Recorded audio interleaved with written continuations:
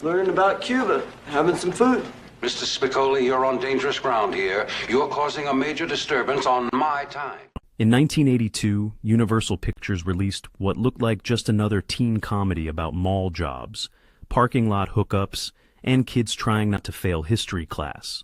Fast Times at Ridgemont High had everything you'd expect from an R-rated high school movie. Awkward first times, humiliating summer jobs, and a stoner who ordered pizza to class like it was the most natural thing in the world. But here's what nobody expected. That throwaway teen flick launched 3 Academy Award careers, turned a shoe company into a cultural empire, and got built from the ground up by a 22-year-old who literally enrolled in high school undercover to write it. The director was making her first feature film. The writer had toured with Led Zeppelin as a teenager, and the cast, a bunch of unknowns who would collectively earn 8 Oscar nominations and redefine what it meant to be a movie star in the next 4 decades. Today we're breaking down 15 weird facts about Fast Times at Ridgemont High that prove this movie was never supposed to be just another comedy. And stick around for fact number 1, because it involves fake IDs, real high school cafeteria food, and journalistic ethics that would get you arrested today. But first, hit that like button and subscribe, because it really helps us keep making content about the shows that define TV. Now, let's head to the mall. Number 15, the 3 future Oscar winners nobody saw coming. Universal thought they were making a disposable teen comedy. Hire some hungry young actors, shoot it fast, dump it in August, move on. The casting director wasn't looking for future legends. She needed bodies who looked 17 and could deliver lines about losing their virginity without sounding like they were reading from a teleprompter. Penn showed up to play Jeff Spicoli, the perpetually baked surfer who treated Mr. Hand's history class like an optional beach break.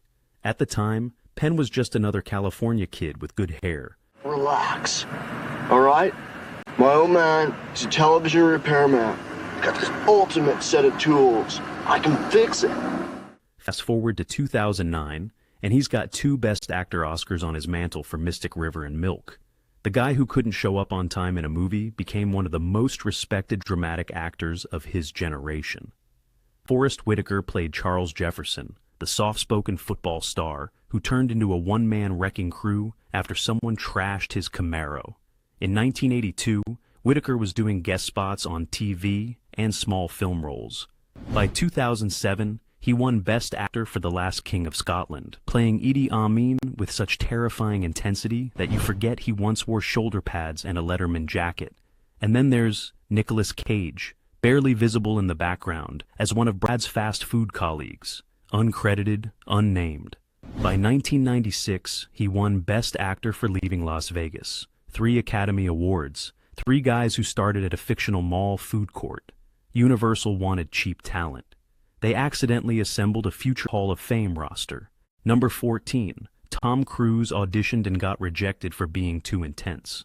Before Top Gun made him a fighter pilot and Risky Business turned him into America's most dangerous teenager in underwear, Tom Cruise walked into an audition room for Fast Times at Ridgemont High. He wanted to play Brad Hamilton, the senior year king who spends the movie getting systematically humiliated by a pirate costume and a bathroom door with terrible timing. Cruise was 19, fresh off his first role in Taps, and already radiating that locked-in, slightly unhinged energy that would make him the biggest movie star on the planet. He read the sides. He hit his marks. He brought intensity you could feel from the parking lot. The filmmakers passed. Here's why. Brad Hamilton needed to be a loser you could root for, not a guy who looked like he was about to kill someone with his cheekbones.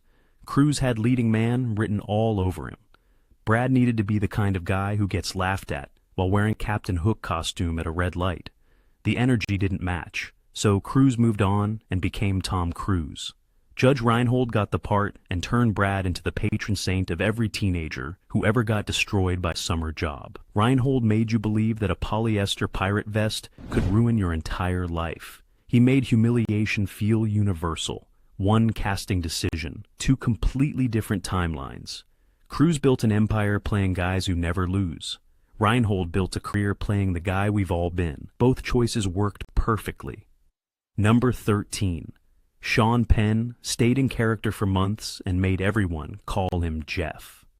When Sean Penn showed up to play Spicoli, he didn't just read the script and figure out the character, he became the character, completely, and then refused to stop being the character, for the entire shoot.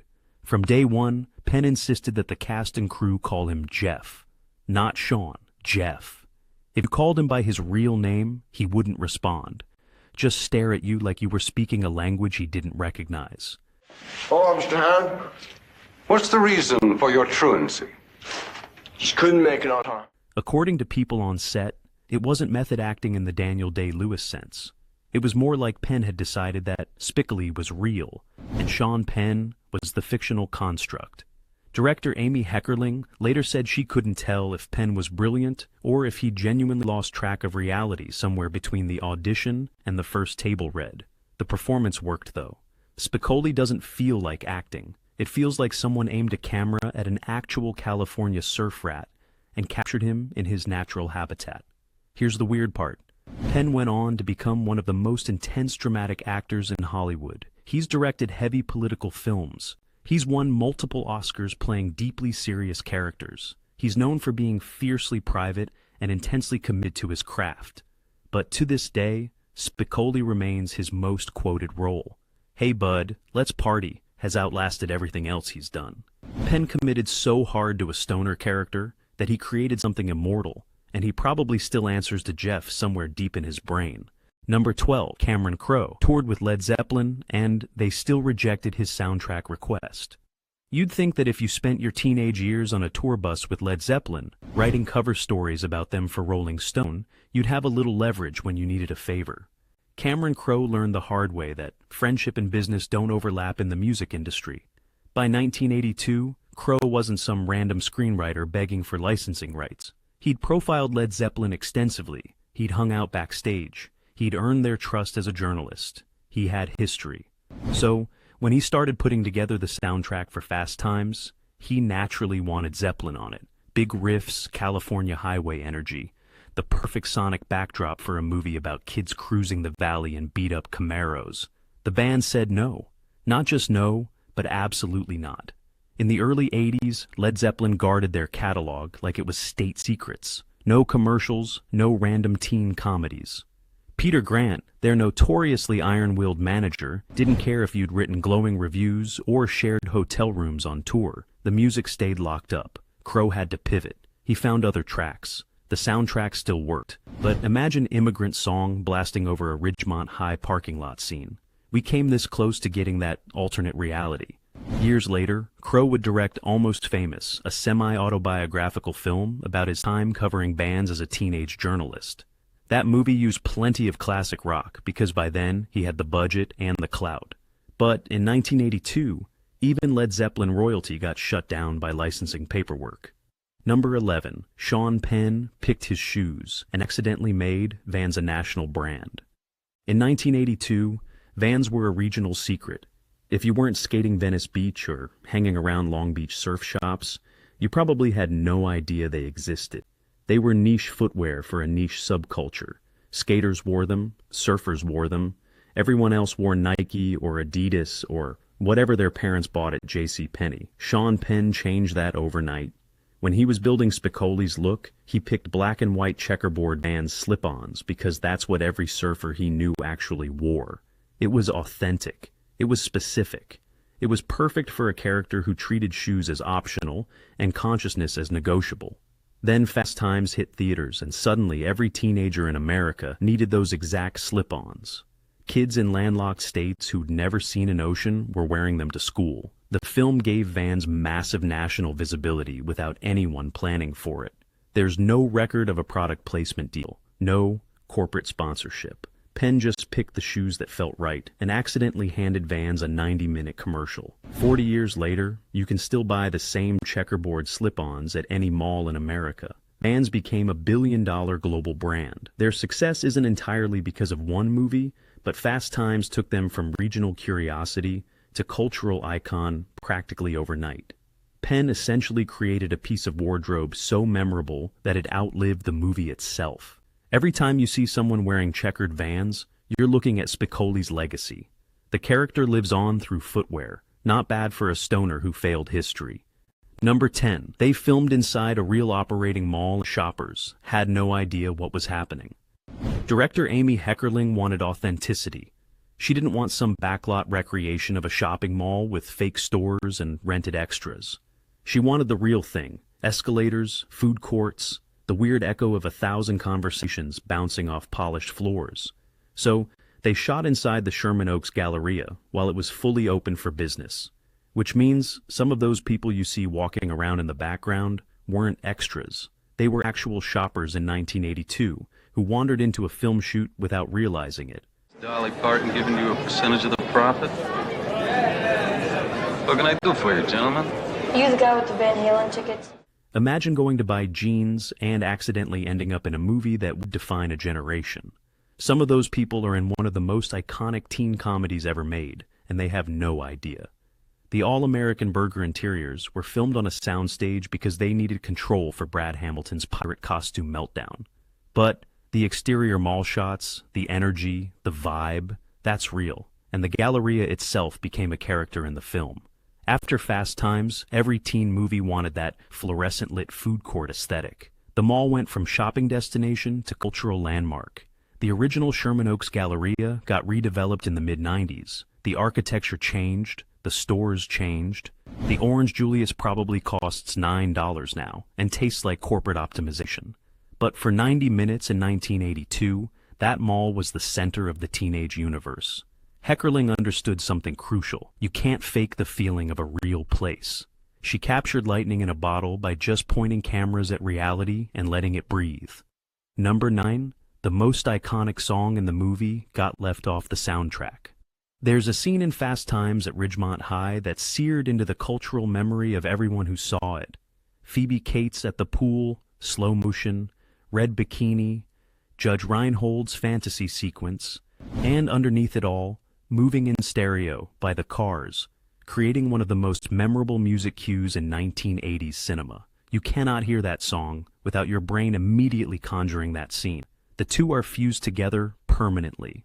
It's one of the most iconic music moments in teen movie history.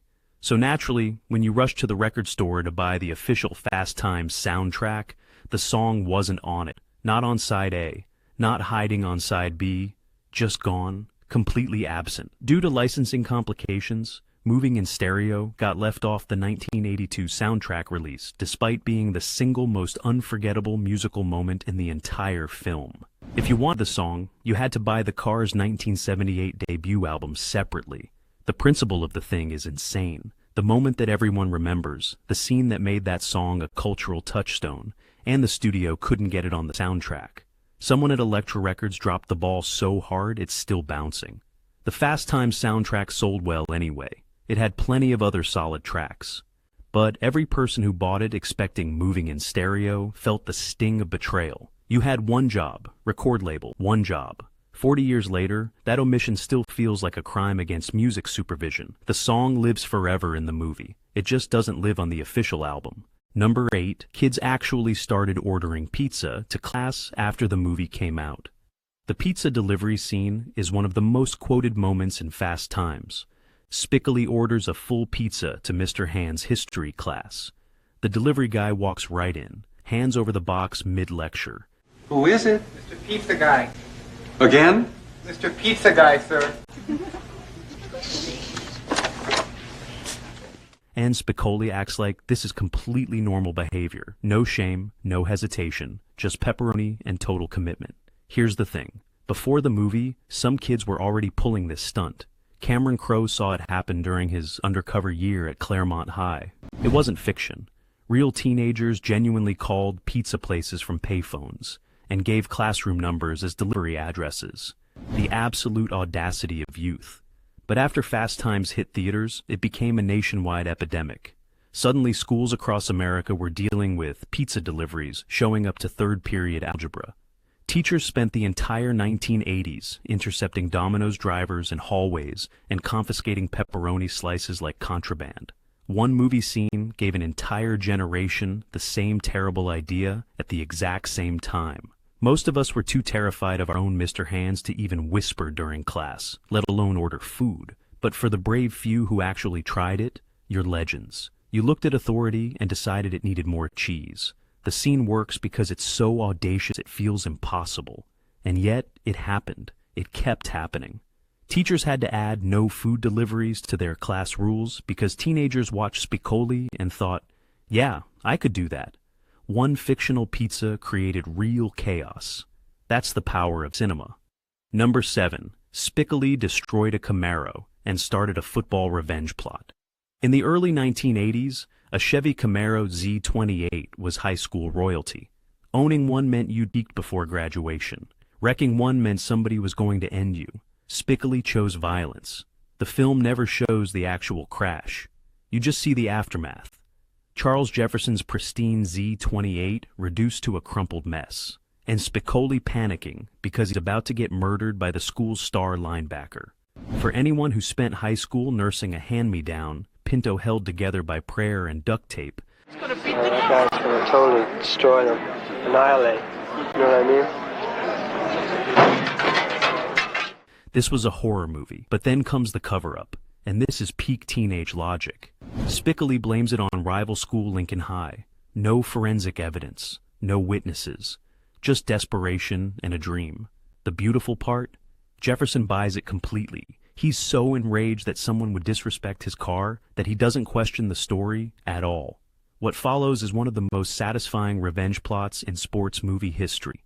Jefferson takes that fury onto the football field and destroys Lincoln High like the ghost of his Camaro is coaching from the sideline. Every tackle is personal. Every yard gained is vengeance. He plays like a man possessed. One joyride, one cover-up, one beautiful chain reaction of chaos. And for a generation of car-obsessed teenagers who couldn't afford gas money, you laughed, you winced, and you thanked the universe it wasn't your car getting totaled. The Z28 became a character in its own right. Its destruction launched a subplot that had nothing to do with the main story and everything to do with teenage consequences catching up. Number 6, the 5-point plan, was originally 3 points. If you were a nervous teenager sweating through the spring fling, Mike Damone's 5-point plan wasn't comedy. It was gospel, a roadmap.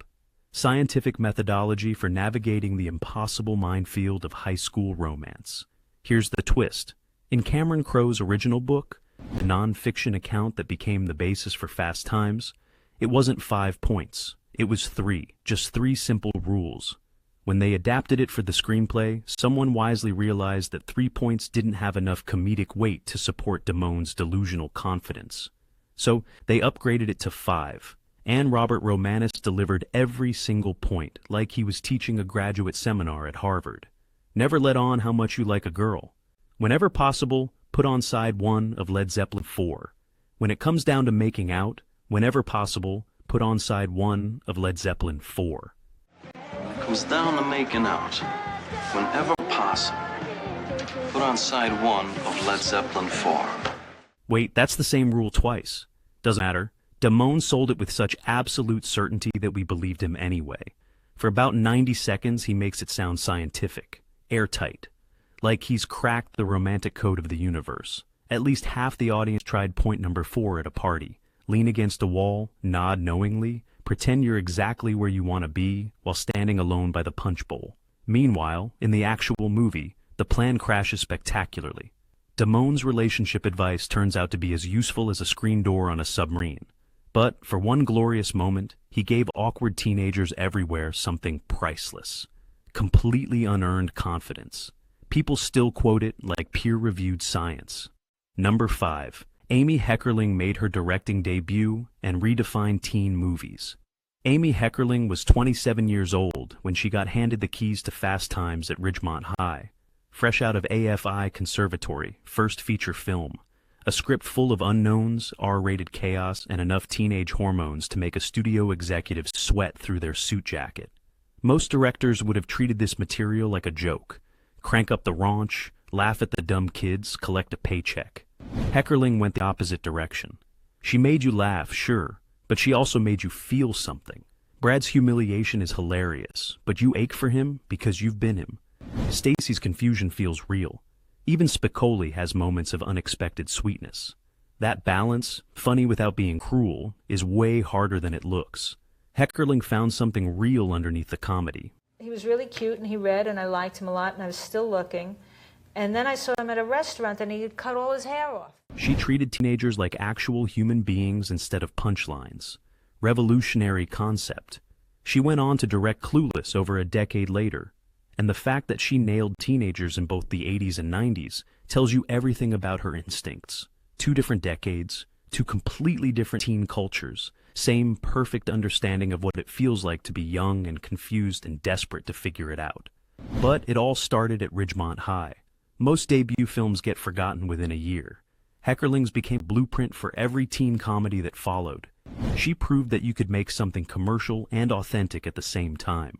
Give a 27-year-old woman a teen sex comedy and watch her turn it into a time capsule. Good thing Universal took the risk. Number 4, Nancy Wilson from Heart played the woman laughing at Brad's pirate costume. There's a small moment in Fast Times that most people don't think twice about. Brad Hamilton sits at a red light, drowning in a Captain Hook uniform that screams, "I lost a bet with destiny."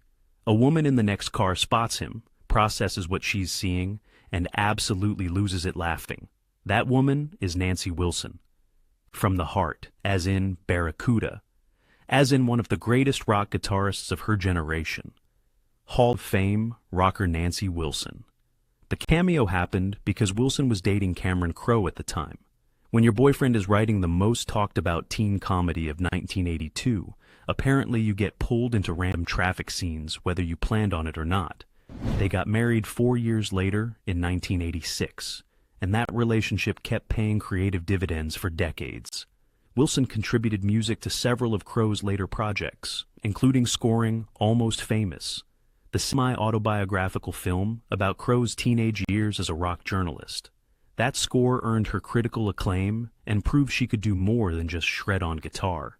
So the woman who laughed at Brad Hamilton's worst moment eventually helped create one of the most beloved music films ever made. Not a bad arc for a blink-and-you-miss-it red light cameo. Most extras fade into obscurity.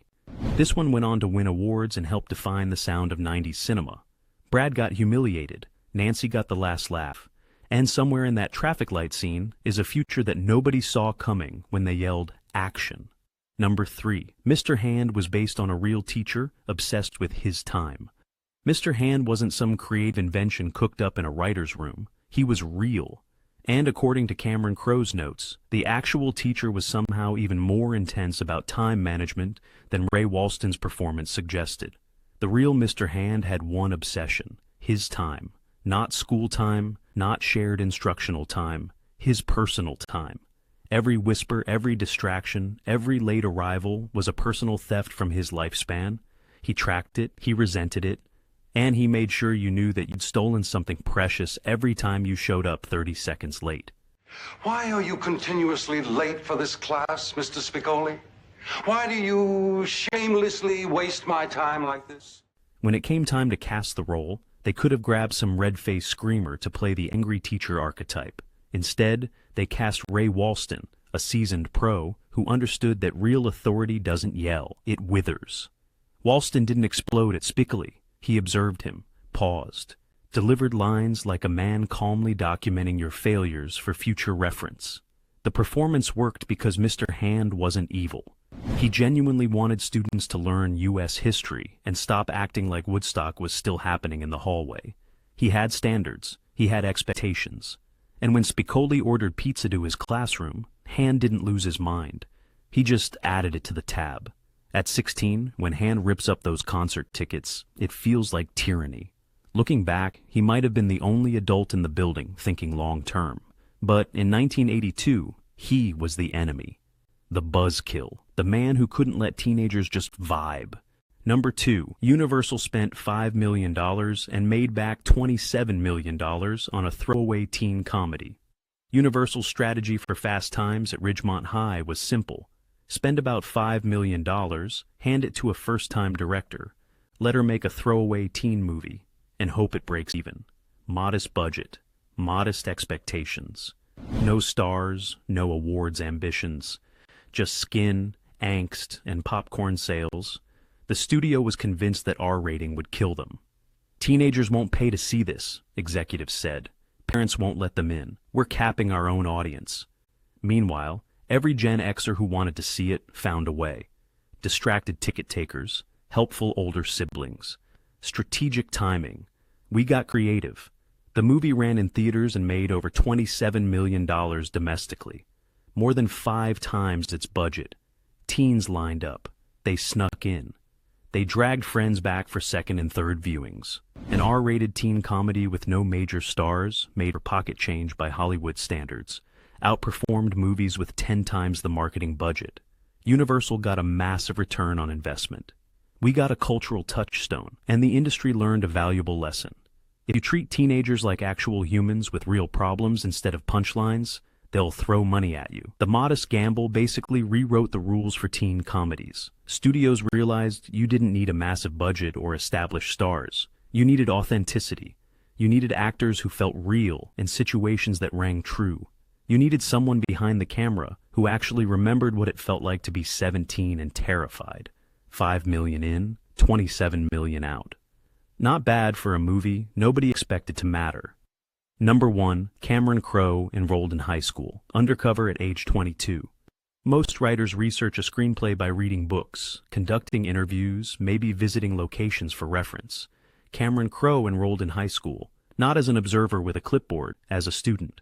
In 1979, the 22-year-old convinced the principal at Claremont High School in San Diego to let him pose as a senior under the fake name Dave Cameron. 1 full year, real classes, actual cafeteria food, pep rallies, parking lot drama, everything. This wasn't some bored journalist fishing for a magazine piece. It was your life kind of drifts into the movie of your life. You want to perform correctly as yourself in the movie of your life. Crowe had already toured with Led Zeppelin at 16 and written for Rolling Stone as a teenager. He'd hung out with rock gods and decided the real story was hiding in suburban hallways and mall food courts. He soaked up everything, the gossip, the hierarchies, the kid who genuinely ordered pizza to class mid-lecture. Every conversation documented like field notes from an anthropologist embedded in enemy territory. That's why Fast Times doesn't sound like adults guessing at teenage dialogue. It was lifted from actual conversations in actual hallways. When the book came out, students at Claremont finally realized what happened. That quiet older kid who never said much in the homeroom had been documenting their entire lives. Spicoli existed because Crowe met real surfer burnouts. Brad Hamilton came from watching actual teenagers get humiliated at summer jobs. Most 22-year-olds were figuring out rent. Crowe was building a time capsule that would launch Oscar careers, redefine teen comedies, and give us a movie we're still quoting 4 decades later. All because one guy raised his hand in a high school he had no business attending and said, "Yeah, I'm Dave, I'm new here." And there you have it. From undercover journalism to accidental shoe commercials to 3 future Oscar winners starting their careers in a mall food court, Fast Times at Ridgemont High was never just another teen comedy. It was a cultural earthquake disguised as a stoner movie. Think about it. A 22-year-old posed as a high school student and turned those observations into a screenplay that accidentally launched a footwear empire, created the template for every teen movie that followed, and gave us characters we're still quoting 40 years later. Sean Penn never stopped being Spicoli. Judge Reinhold made polyester pirate costumes a symbol of universal humiliation. And Amy Heckerling proved that a first-time director could turn raunch into something real. Which of these facts surprised you the most? Drop your thoughts in the comments below. If you enjoyed this deep dive into Fast Times at Ridgemont High, smash that like button and subscribe to the channel for more behind-the-scenes stories about the movies that shaped a generation. Until next time, thanks for watching,